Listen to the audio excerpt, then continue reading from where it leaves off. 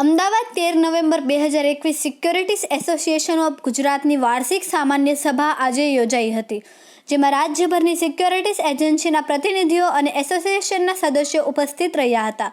આ સભામાં તમામ હિતધારકોએ વિવિધ મહત્વપૂર્ણ મુદ્દાઓ ઉપર વિસ્તૃત ચર્ચા વિચારણા કરીને તેના સકારાત્મક ઉકેલ રજૂ કર્યા હતા। આ પ્રસંગે શ્રી અનુપમસિંહજી ગેહલોત મુખ્ય અતિથિ તરીકે ઉપસ્થિત રહ્યા હતા। તેમની સાથે ડીએસએસ ગ્રુપના corporator head Shri Sheetal Nair, Shubharambh products and સર્વિસીસના એમડી શ્રી રાજીવ બિરેન ભટ્ટાચાર્ય, એનએફએસયુ ખાતે assistant professor of police science and security સ્ટડીઝના શ્રી કેવલ પંડ્યા તથા regional provident fund commissioner Shri Abhishek Ranjan સહિતના મહાનુભાવો ઉપસ્થિત રહ્યા હતા। આ કાર્યક્રમમાં સિક્યોરિટીઝ એસોસિએશન ઓફ ગુજરાતના પ્રમુખ વિક્રમ મહુકરે જણાવ્યું હતું કે પ્રાઇવેટ સિક્યોરિટીઝ એજન્સીઓ રાજ્યના લોકોની મિલકતોની, નાણાકીય સંસ્થાઓની અને હોસ્પિટલોની સુરક્ષા વ્યવસ્થામાં મૂલ્યવાન યોગદાન આપી રહી છે।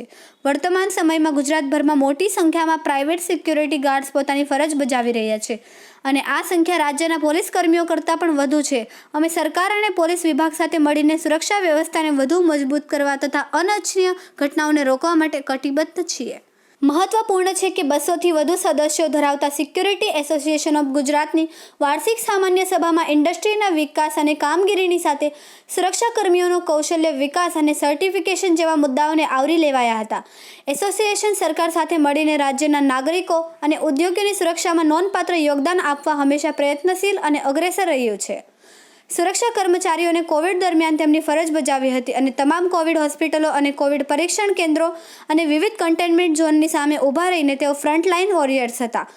સિક્યોરિટી ઉદ્યોગ પણ છેલ્લા કેટલાક સમયથી પડકારજનક સમયમાંથી પસાર થઈ રહ્યો છે, ત્યારે કોવિડ બાદ ઉદ્યોગમાં કૌશલ્યવર્ધન તથા બાયોલોજિકલ જોખમો સહિતના અવરોધોનો સામનો કરીને તેમાંથી આગળ વધવા સહિતના મુદ્દાઓ ઉપર ઊંડાણપૂર્વક ચર્ચા વિચારણા કરાઈ હતી। અમદાવાદથી Dilip Trivedi, DK9 news. PF में जो सिक्योरिटी एजेंसीज से रिलेटेड पहले मैंने डिटेल में भी बताया था।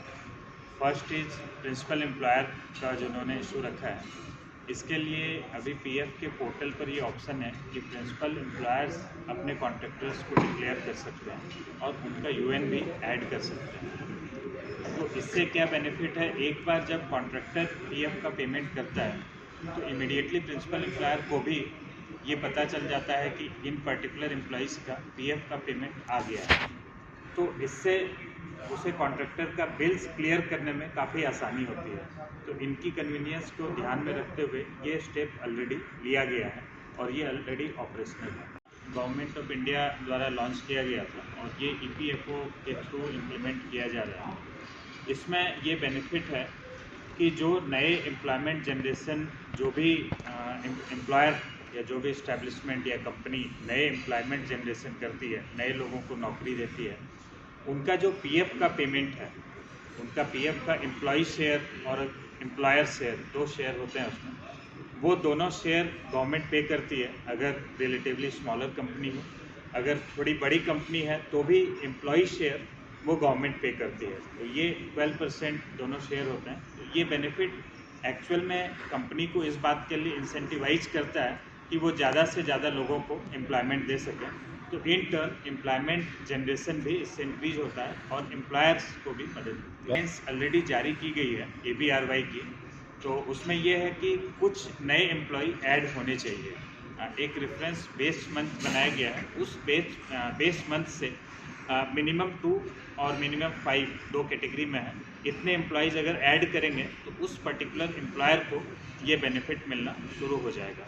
ये जो पीएफ की वेबसाइट है उसके यूनिफाइड पोर्टल में लॉगिन करके ये बेनिफिट ले सकते हैं। और इसमें एक और बड़ा एडवांटेज ये है कि this is not reimbursement based, मतलब ऐसा नहीं है कि पहले पे करके बाद में क्लेम करना है।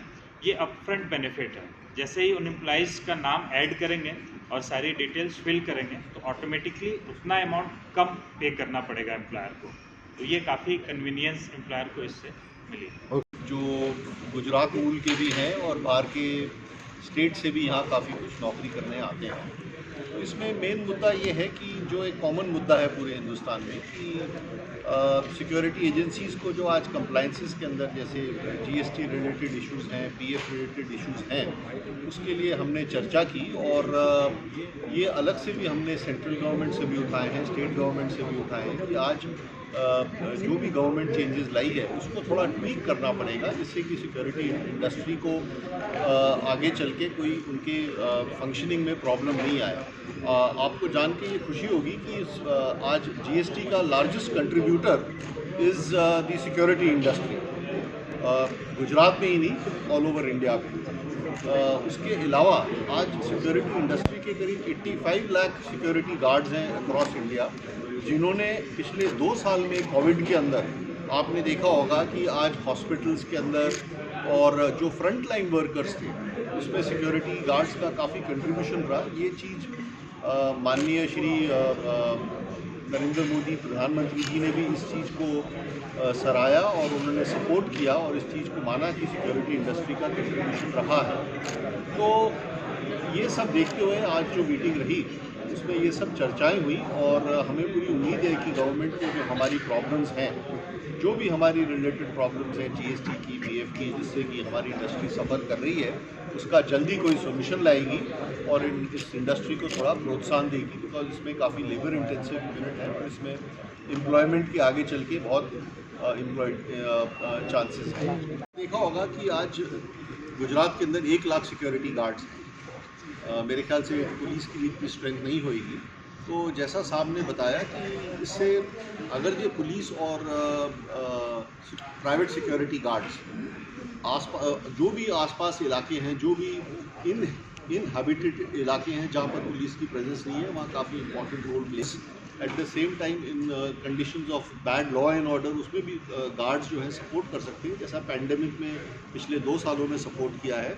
And we can be the eyes and ears of the police, which is a very important factor. तो मुझे ऐसा लगता है कि जो साहब ने बताया उससे काफ़ी प्रोत्साहन मिला है हमारी सिक्योरिटी इंडस्ट्री को भी, और आगे चल के आप देखेंगे कि सिक्योरिटी इंडस्ट्री जो होगी वो पुलिस के साथ काफ़ी मिलजुल के काम करेगी। जैसे वो अभी होमलैंड सिक्योरिटी में भी काफ़ी सपोर्ट प्राइवेट सिक्योरिटी देती है।